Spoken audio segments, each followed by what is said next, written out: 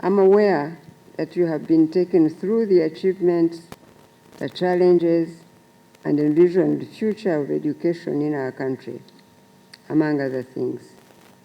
It is therefore my prayer that you have reflected both individually and collectively on the important role you play in the education sector, and that the training has positively impacted your ideological orientation, which you will now translate into action at your individual schools.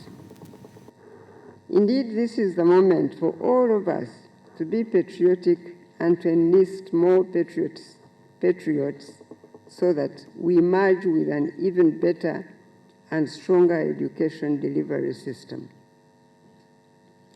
Please always remember that God first identified you as a person and then entrusted you with the most honorable duty to nurture the children of your homeland that He has placed in your school, and that He has given you the position of authority.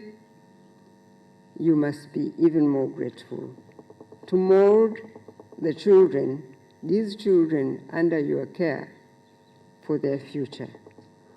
Please do that God's will, I pray. This curriculum introduced the 21st century skills, which include critical thinking. This was in order to open up our children's minds so that they stop learning by cramming, that they may begin to ask questions and feel free to give their own opinion instead of cramming to produce other people's ideas for the exams without doing any thinking of their own. Which is why we never see any African perspective in our teaching and learning.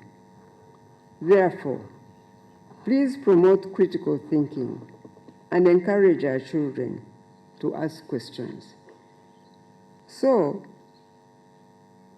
the school is supposed to introduce these children to an environment where they have the freedom to ask questions.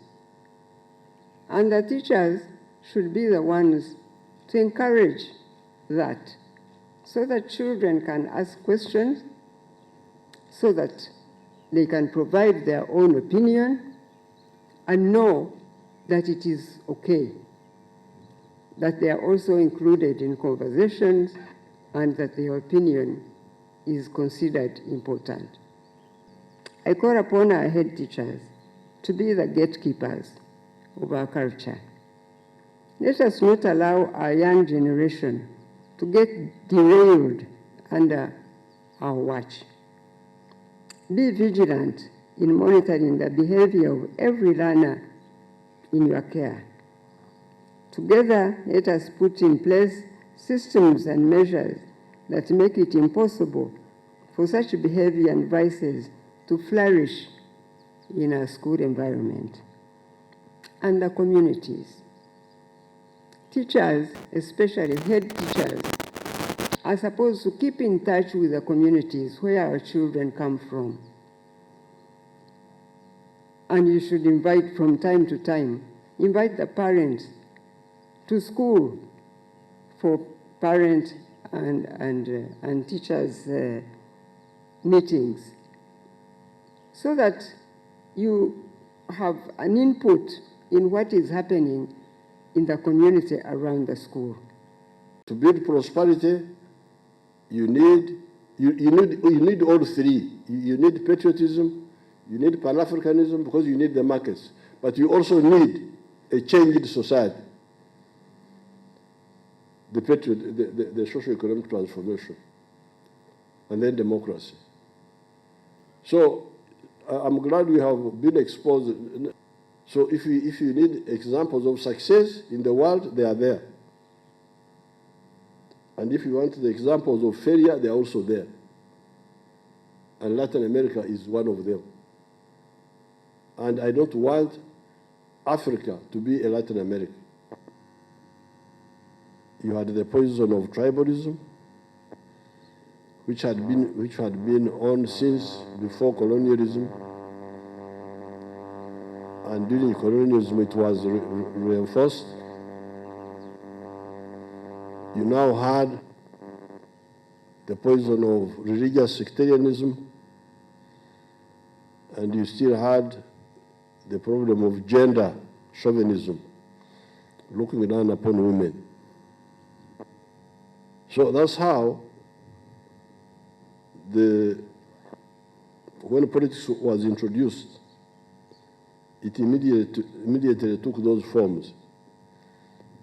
Parties were formed according to identity. In your years of leadership, you have cherished family values and cohesion as anchors for a better nation. Thank you, Your Excellency, for being the champion of family and national values.